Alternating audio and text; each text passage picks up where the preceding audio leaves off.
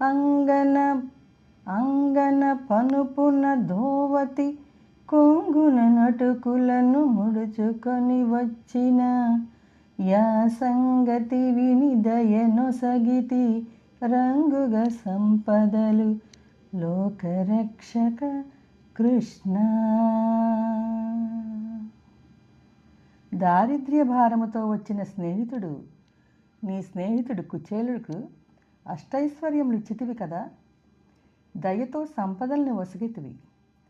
ఆయన ఏమి తీసుకురావాలని ఆలోచిస్తే ఆయన భార్య ఎక్కడో దాచిన కుండలో అడుగునున్న అటుకలు ఆ దోవతి కొంగును ముడివేసి ఇచ్చింది.